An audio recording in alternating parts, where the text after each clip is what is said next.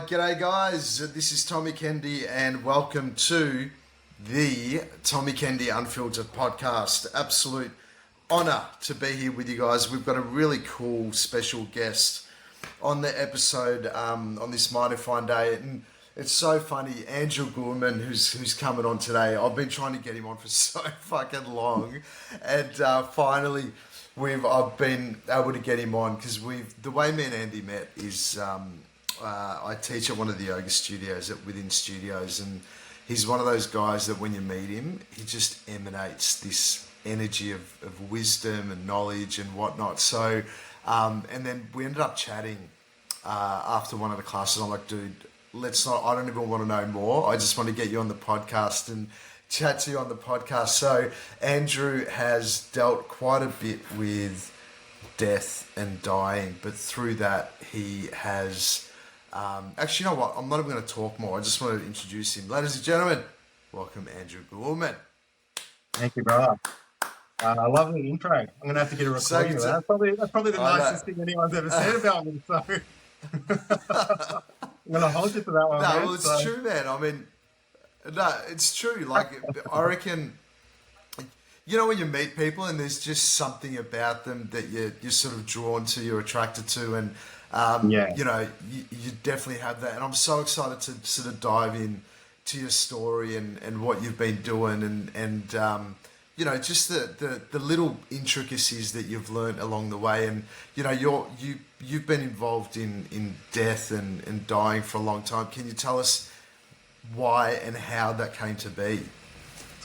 It's a sort of interesting story. So I have a real natural inclination to working in that space. It feels very natural for me. When I was younger, I was reading a book. I think it was Sogyal Rinpoche, Tibetan Book of the Dead, something like that. And I was in my 20s, and he sort of spoke about working in a hospice. And for some reason, I had just this sort of revelatory moment that said, that's where I want to work. Had no idea, no understanding of it. Anyway, I went on this sort of journey, ended up in Nepal, living in the Byron Shire for a little bit. And then while I'm driving through the Byron Shire with a friend, I get this deep experiencing that there's a teacher for you in Melbourne. So being, you know, all that sort of bullshit spirituality stuff, I'm like, it's going to be this great master. He's going to be there in Melbourne, in a robe, malas, greet me at the airport. But so I follow my intuition. The journeying through Nepal really taught me just to follow my intuitive sensing. I didn't really need to know. So something was waiting for me. I rock up, and as soon as I land in Melbourne, I'm like, I'm going to ring this palliative care service, just out of the blue. And I held off for a little bit, for a few days, and then I rang, and they're like, look, it's really, you know, a sort of fortunate time, like, because someone's gone on maternity leave. So why don't you come in? We've got a 6-month position working in palliative care. I firstly started off as a family support worker. So I was working in community, going into people's homes, working with the person who was dying and their family. And it felt really aligned with sort of my own sensing and my being. But seriously, bro, I'd never been that activated in a role. Like, my whole nervous system, my whole body had this huge response to being in the space. And I'm like, what is this? I thought I had a sort of sense of death and dying, you know, done your own sort of inner work and all this stuff around egoic death and identity death. But I realized that there was a part of my biology, like as a physical being, that was completely terrified of the process. And that fascinated me. And there's an extraordinary story around that as well, working with a family. And I'd sort of journeyed with them for over a year. And initially when I first met him, this Scottish guy, really quiet. We just used to sit in his backyard and eat biscuits, his favourite biscuits, and we'd just sit there silently. And he started to visit me in my dreams, like after I met him. And I'd start to wake up to this conversation, almost like for a couple of weeks, it was as if I was waking up out of my dreaming into a conversation. And I realised it was my physical being, my physical consciousness coming into a sort of understanding and comprehension of its own mortality. And so from that journey on, man, like death has been an extraordinary teacher. Like I would say, my most profound and sort of perfect sort of guide and instructor. It's in some way really instructed me in ways in which, it really is about how we live a completely fulfilling and connected life. And death for me was a natural representation of something that was very alive. It's so interesting, man, because it's like most people, including myself, Mm. we're fucking shit scared of Yeah, dying man. and Yeah. death.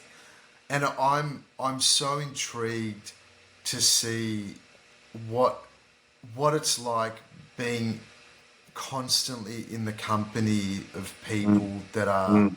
facing the end. You know, they're Yeah. facing the ultimate edge of the end of their actual Yeah. lives, you know? Yeah. And what's sort of, I mean, what's it like to be, is it sad? Is it plateaued? Is it exciting? Like what's the energy? How could you explain being Yeah. in that realm the Uh, day after Man, like, day? yeah, yeah, yeah, yeah. It's a very tender space. There's a type of sanctity to it, like a sacredness that has a tenderness, and it's palpable. It's a type of silence that feels at times completely sort of swollen, not like an empty it's like, and nothing's happening, but it feels like so much is moving in the space. And if I'm honest with you too, bro, like, you know, I haven't been present at a birthing, so I don't know what that's like. But this period of transition where a person is beginning to occupy two worlds, the energy is astounding. It feels like a complete portal to a whole different experiencing of reality. And you see individuals go through these cataclysmic shifts. I've seen healing in families. I've seen people feeling really confused and struggling with the process to come to a state of profound peace and acceptance. Like you're sitting with, and it's in no disrespect when I say ordinary people, just ordinary people like us. It's not like I'm sitting up in the Himalayas and speaking to some enlightened master, but they embody that energy, the palpable stillness in the place, the transmission is profoundly moving. And I really do feel as a human community, we need to be exposed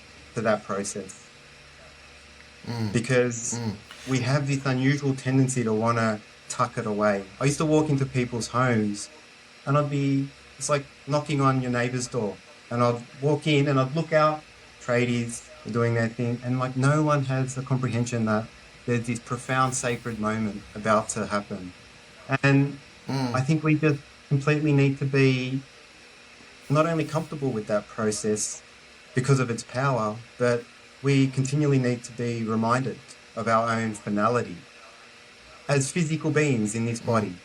Because my journey, and like you already know, like with my dad dying and all that sort of stuff, you have this profound, or your soul has this profound opportunity in this lifetime to sort of create a very meaningful and purposeful life. And it's short. And death is bringing it back full circle, death is a great teacher on life. How do you wish to live your life, knowing that there's a definitive finality to your physical body? It's and that's the it's almost like incomprehensible because most people live life like they're never gonna die. You know, it's like Yeah, no, I'll do it tomorrow, or nah, who cares about I'll do it when the time's right, and I'll do it this and do it that. yeah. But before we get onto that, it'd be interesting to hear when you walk into a family or a person that's on the way out, or on the way getting close to finishing or dying or whatever, do you feel like when you walk in that you're, what's the word, like an imposter at all? or do they welcome you in? Yeah, it's real, man. There's no bullshit. You're It is. That's what I enjoy about it, man. Is it's fucking completely transparent. People aren't fucking around in there. It's not like, oh, okay, so what do you do? What do you say to someone who's dying? You know, like, Yeah. oh yeah, we're gonna create a case plan and work towards your goals. Like, you know what I mean? They're like, oh, fuck yeah.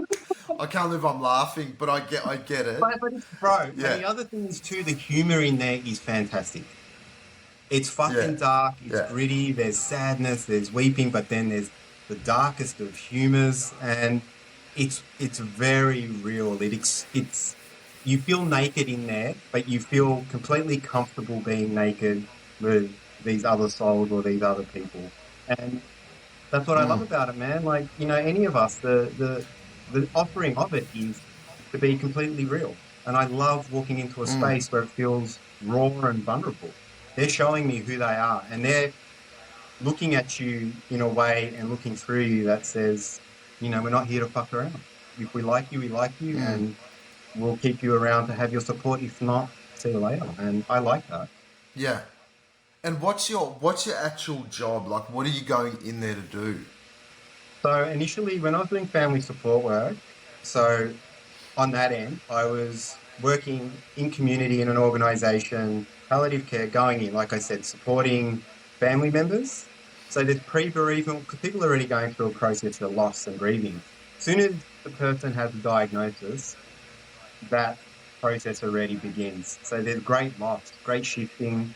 So you're supporting people therapeutically through that sort of experiencing. And at times too, the person dying in regards to their sort of pathway to dying. Like sometimes it's about reconciling sort of family disruption, the personal healing they need to go on. So it can be anything. Or sometimes, bro, like I said, with that guy I worked with initially, you're just sitting there in complete presence. Nothing's happening. And you're just with somebody, sometimes by the bedside, sometimes, you know, in the family home. And it's quite a beautiful process. And then I sort of flipped over into bereavement work after that. So I was doing bereavement counselling, which I still do. And now it's working on the other end of that scale. So after someone's lost someone, after someone's died, working with whoever it might be, or sometimes teenagers, family members, relatives, whoever it might be, just processing the loss really. And that's such a personal experience. And so you can be on a short journey with people or very, very long. It just depends on the circumstances. So As you were talking, that I remember when I mean, most people know that last year, me and my fiance, we lost a baby. We had a yeah, stillbirth last year, and it's sure. interesting because you were talking about birth. You've never been to a birthing experience, but it's interesting because what I went through is we actually birthed a baby that was dead already, Yeah, you know, yeah, and it was a stillbirth, and we knew we were birthing a death, you know, yeah, and yeah, it was such an interesting experience that in itself. But ultimately, I remember that we got offered bereavement counselling afterwards, and to be honest, I didn't have a great experience with that because the bereavement person that came in at that time, it felt so clinical. Like she yeah, sort of walked in and she's like, "Oh yeah, well, you know," and it didn't feel like there was no connection, there was no understanding, there was no any form of like, "Fuck, this chick understands what I've been through." You know, it yeah, just felt I didn't feel supported by it at all.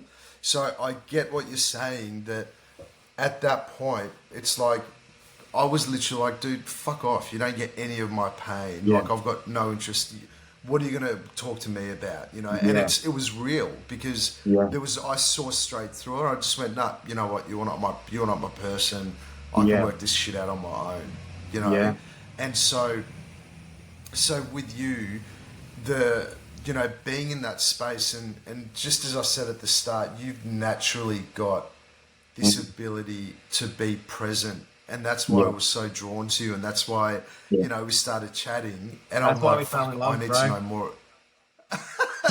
It is It totally is. And so, even so the question of, because you mentioned before that you went through it with your dad, you were Yeah. there as your dad was going through and passing and whatever. And how was that different? You know, I've worked in death and dying for a long time now. And when you experience that personally, completely different encounter, a completely different encounter. The intimacy of it is different. I have, I feel I have a level of attunement with people. I can really feel the experiencing they're having. And in supporting and companioning people, it's a lovely, receptive quality to have, to be really inside one another. But when you're losing, for me, a family member, the intimacy and how personal it is sort of inexplicable. That's the difference, because the transmission's different. My dad, stage 4 brain tumor, we found out in 24 hours that's happening. And then they say he's got it's inoperable, 9 months, lives 2 months. The moment he was diagnosed, he went through an extraordinary change. My old man, very old school Eastern European man, atheist. You go in the ground, lights out, darkness. Okay? 24 hours, he's like a completely different human. And he's communicating to me in ways that I'm like, he's talking about his sense of, and I think I shared with you once before, because the story was actually profound. Like, my dad, he never spoke like that. And I roll in and he's like, son, you'll, like yourself, your mother, my grandchildren, you'll have memories of me, images in your mind. And he said, I won't be there. That's how he just said it to me. I won't be there. And he just smiled and laughed. And he was in this radiant, joyful state for a while, right? And so the next day I'm driving in and I'm feeling emotional. I'm sort of weeping and in the car. And all of a sudden I'm just realizing I'm grieving the images of him. And he's telling me he's not there. You know what I mean? So the instruction from a higher aspect of his mind is informing me about reality. So he's saying, experience the sadness, but realize I'm on a journey. I'm not there. Don't keep me trapped in your memories.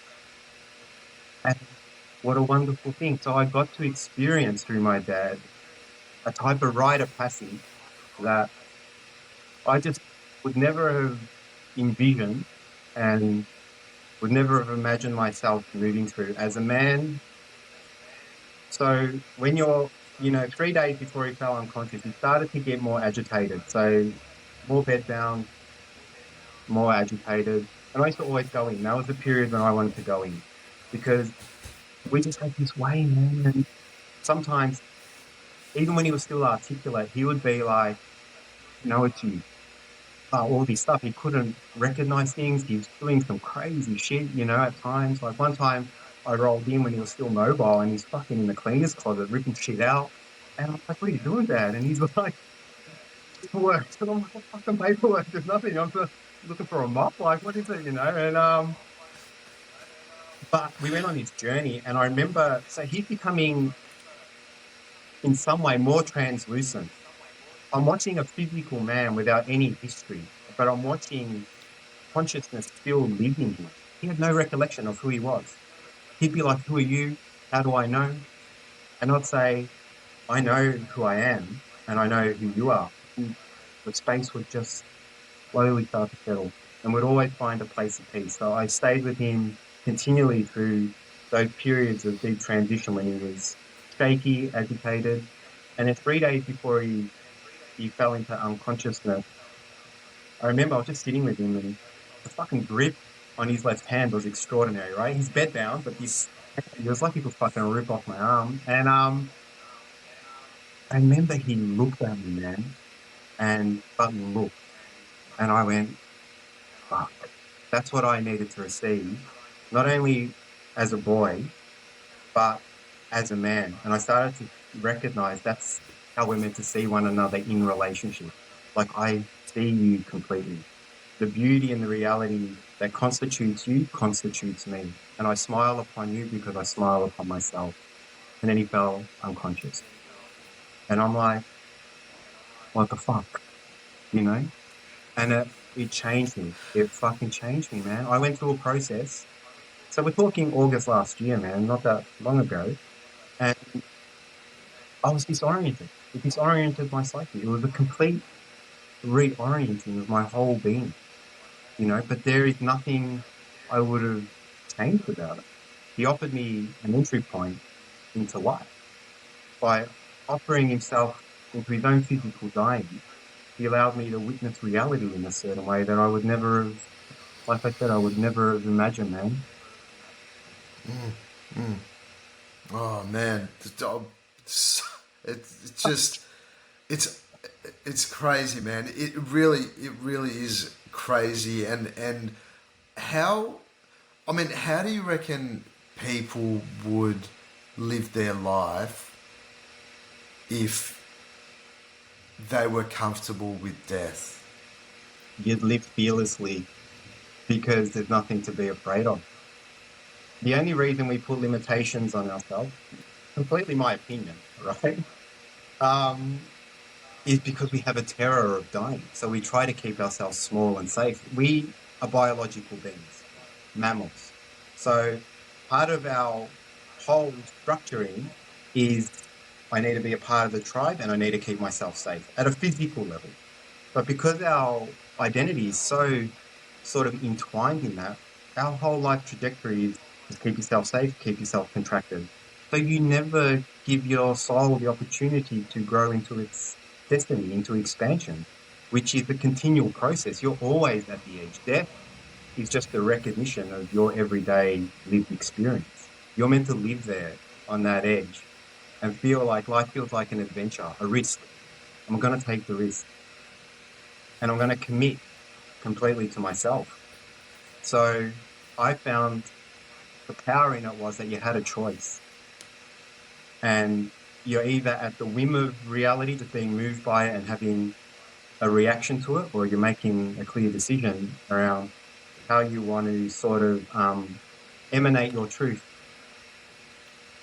you know, and how you want to create meaning in your life. What will feel fulfilling, you know, all that.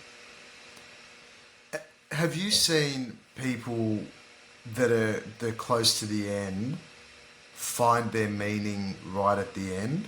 Yeah, man. Yeah. And bro, like in ways that are beautiful, extraordinary. I'll tell you a story that this guy I was supporting, him and his wife, that was it, in the family home. Go in every day. First when I met this guy, it's just a straight up dude. What do you want? You know, what are you doing here?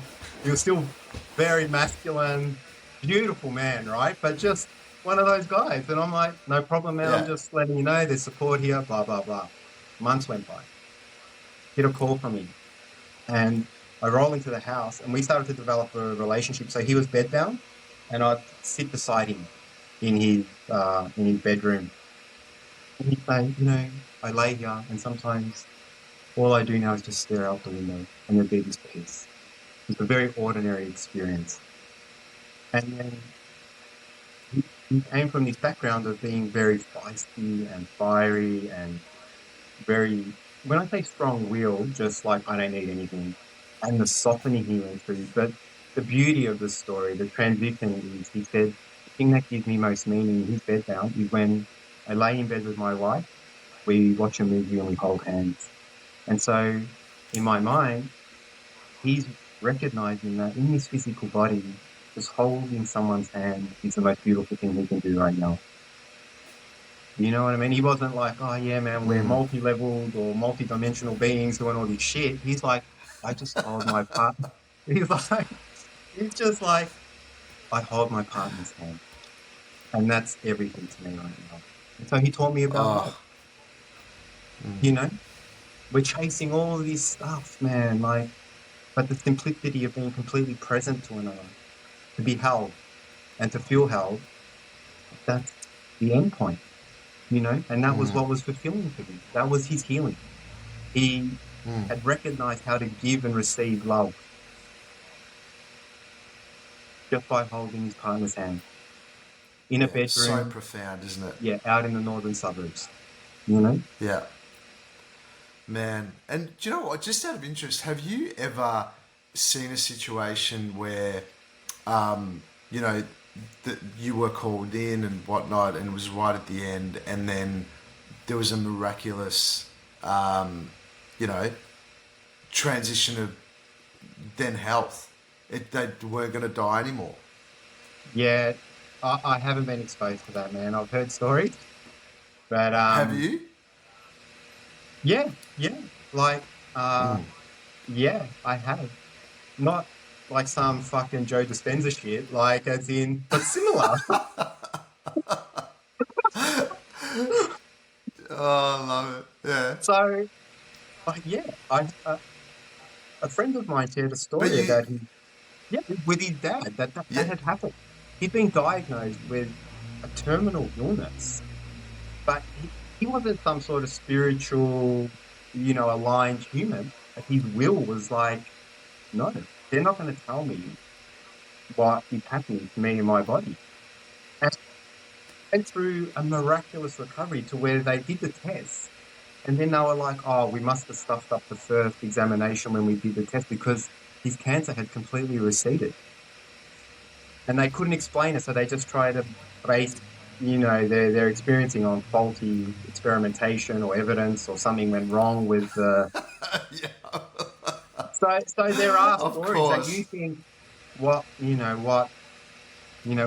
is possible when you're so close to death, and it's a beautiful question you ask. I sometimes wonder, what is the actual potentiality of the human being? You know what I mean? Like, what is the potential? If there are stories like that, the one I shared with my dad, all of a sudden there's a man without history, yet there's still a living being communicate. So what's the potential? I hold all my identities, I'll fight you for yours and, defend mine. But I'm like, well, what else is happening? When we soften and we let go, when we hold the hand of our partner and realize what is present, what do we open up to? And when we sit at the edge of that, what will be revealed? Like, you know what I mean? And you do the work too, man. Like you work with um, in supporting people and assessing a whole quantum realm of experiencing that constitutes us. So, we're talking about this sort of endless and unlimited potentiality and discovery, but you need to be close to the fire. The people you support aren't coming and going, oh, life's great, Tommy, no problem here. You know, they're in crisis. Definitely They're not. like, yeah, they're Yeah. like, what the fuck does this all mean? What's happening in my life? And that's the doorway in this life. We shouldn't be moving away from the tension. We need to move so close to it that we get burnt and we're like, whoa. And we realize the burning is a type of illumination, nothing to turn away and run back into our little caves. Yeah, yeah. And yeah, I mean, I just think back over my life where I've had the biggest achievements, like soul achievements, where I'm like, Yeah, fuck, I'm like a full creator. If I think back to each of those pivotal moments, yeah, I just went for it without giving a fuck. I'm like, yeah, fuck this, man. I'm just going for it. There was no other option. I'm just going for it. Like yeah, going, like it's just like no question, just is what it is. And I think that is the sort of gift that the essence of death has. Because I reckon yeah, every time we grow, we go through a level of dying, a level of yeah, something has to die. So there has to be a death, yeah, a finishing of something. completely, man. And it's really And there's lovely the always way. something on the other side. Well, there always is. And it's the shedding. Yeah. That's what we're afraid of. That's why we don't go there. We stay safe. We get close to the burning, like I said, the dying, even if it's an egoic death or a passing of an old patterning, we'll fucking hold on to it, man, because it's familiar and it's safe.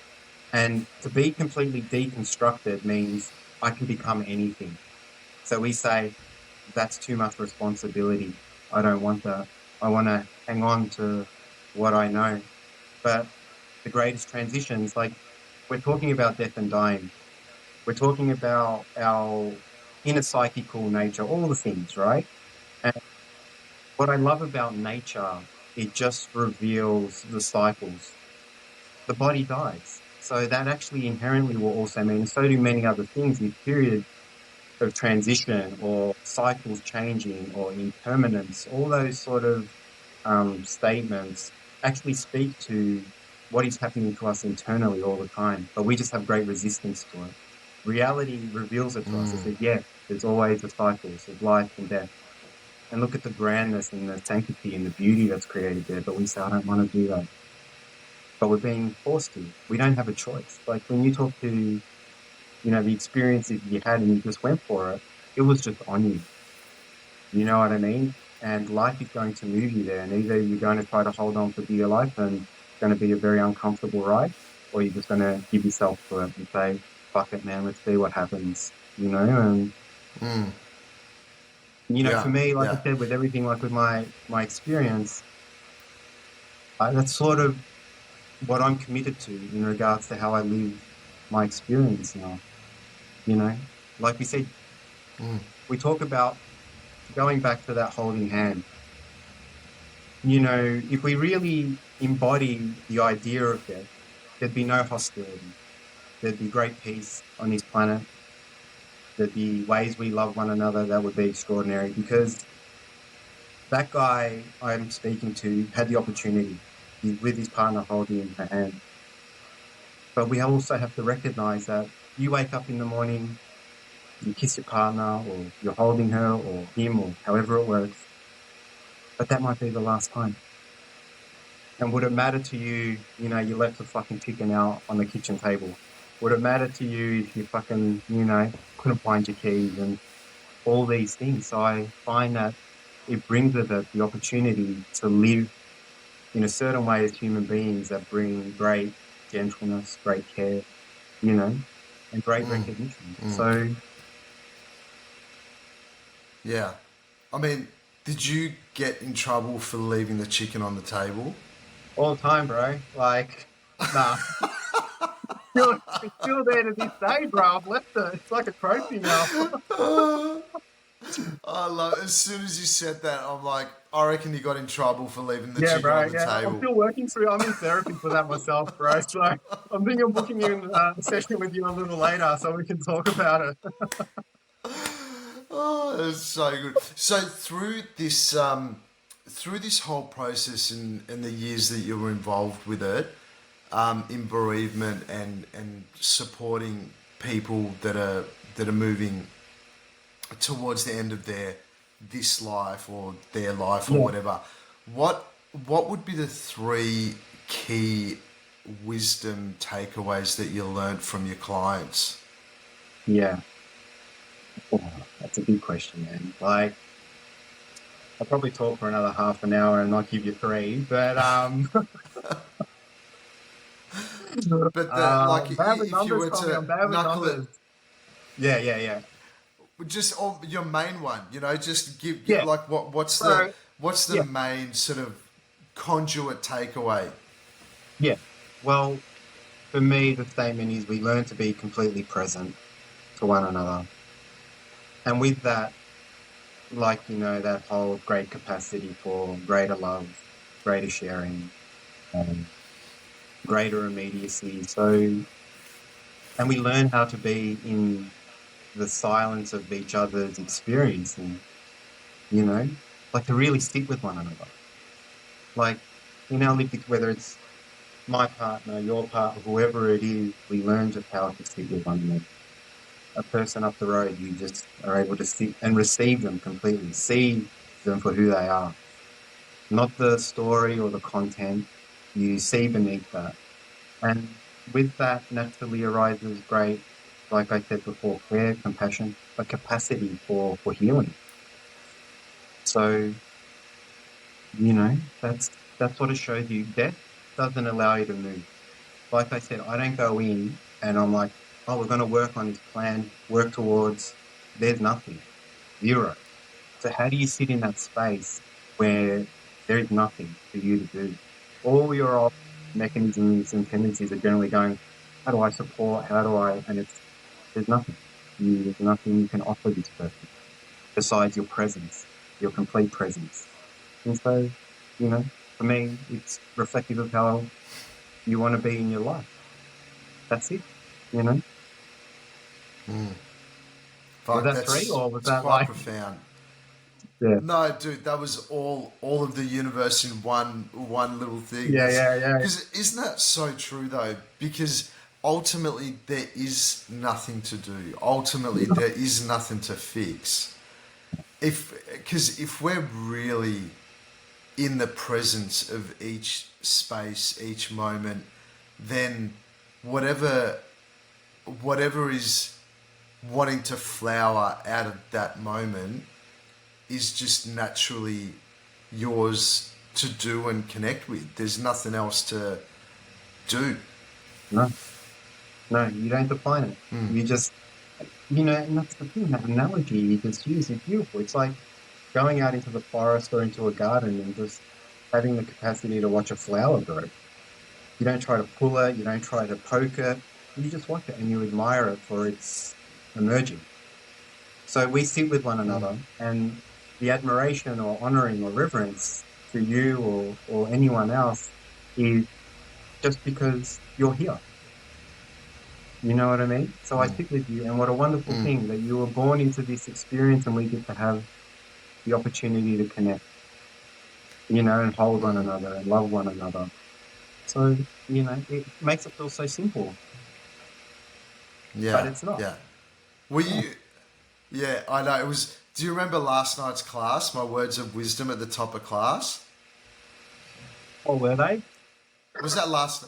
Remember Yeah, how I probably. said? Bro, I've got the worst memory, so Oh, like, no, no.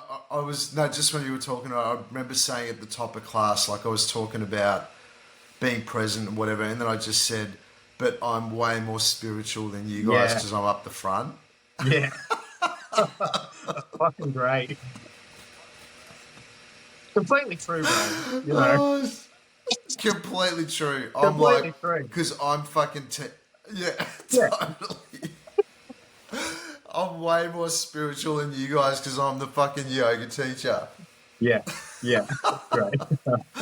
Oh, fucking hell. But hey, and you know what I love is where you've taken your career, which is just natural progression. And I'm going to put all the notes and where you can find Andrew into the podcast notes. But even if you're watching on YouTube, you'll be able to see some, paintings in the background. I mean, dude, your art is Yeah, fucking incredible, and I've yeah, seen them in hairdressers. I've seen them all over. yeah, You're like you've taken this color, this wisdom into your yeah. art, and it's so fucking beautiful. Thank you, man. That's so beautiful to receive. Um, yeah, all been part of the process, man. Like, I painted for most of my life, but really committed to it when my dad was dying. So I've got an exhibition coming up. It's called to Think of Really, Beautiful Things.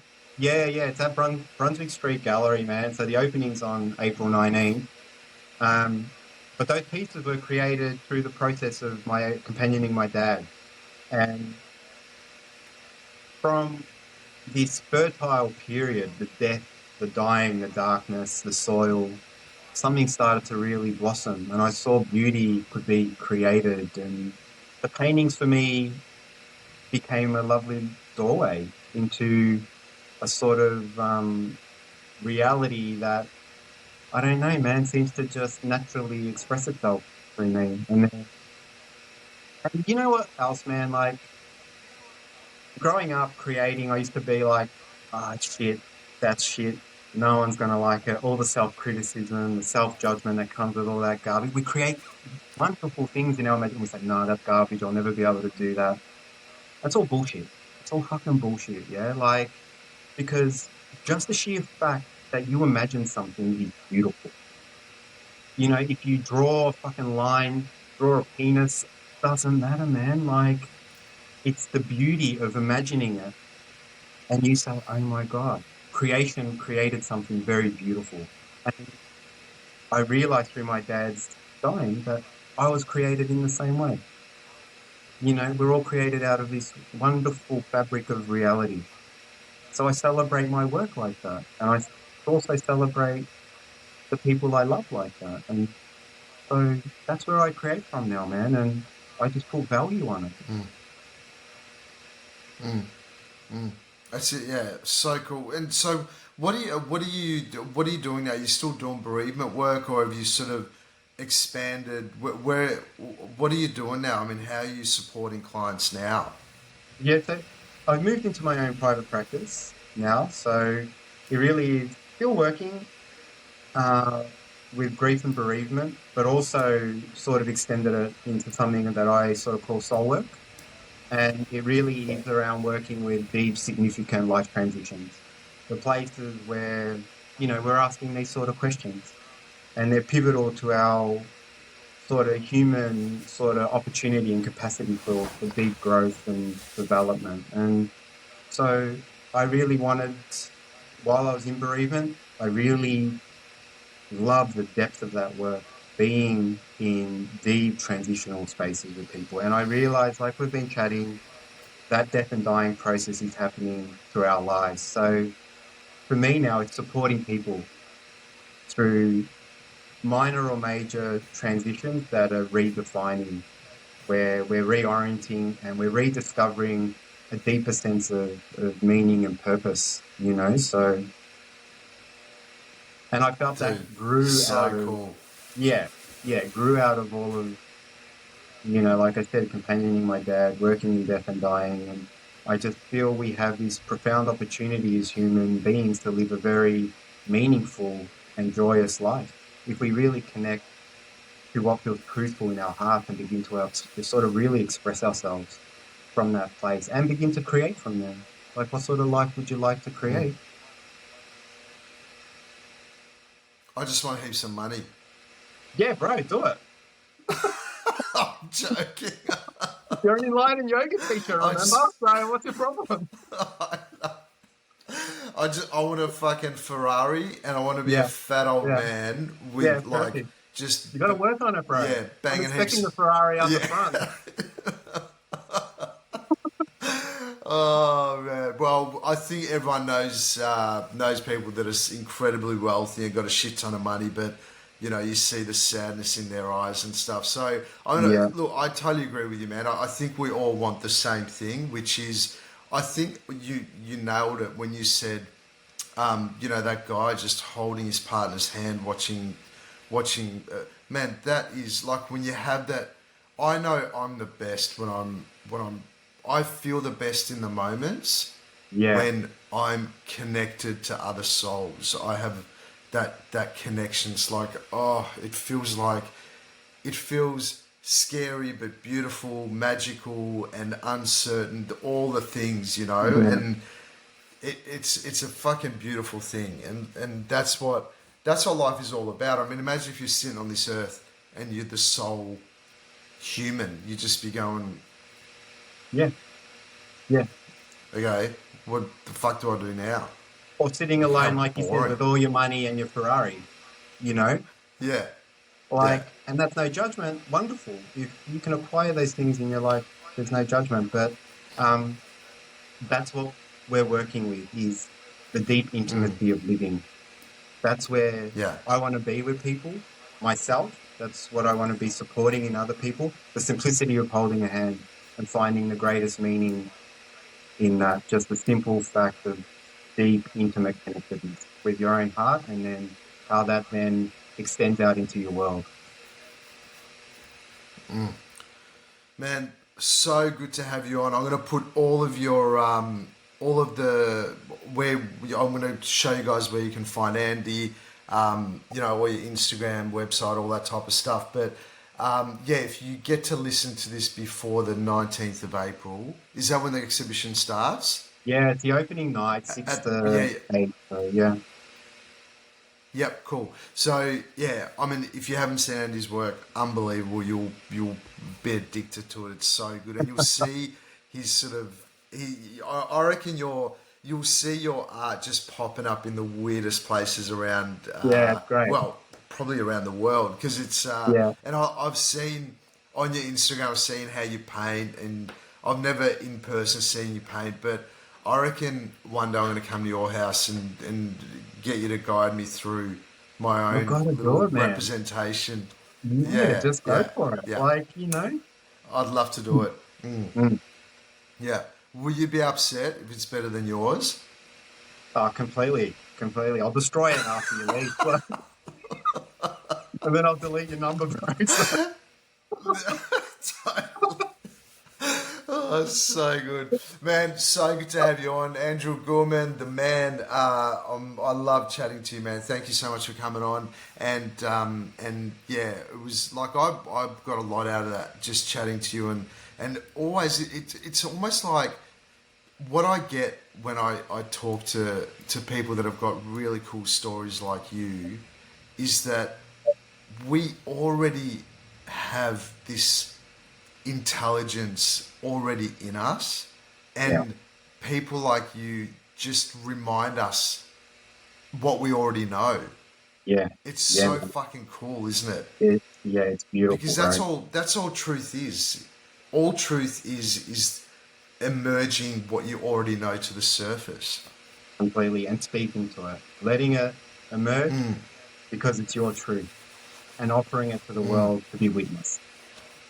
You know, it's sort of, mm. and I feel very fortunate, man. Like, you know, I feel very blessed that you invited me into this space. Um, and yeah, like I tell you out there, I fucking love you, man. Like, it's a true romance, bro. You know what I mean? So, like, that, Bromance. yeah, Yeah. beautiful. And I think the more we cultivate opportunities for any of us to gather and really experience one another is an extraordinary thing, man. So yeah, thank you. Awesome, man. Good to have you on, Andy. And yeah, thank you. Ladies and gentlemen, Andrew Gorman.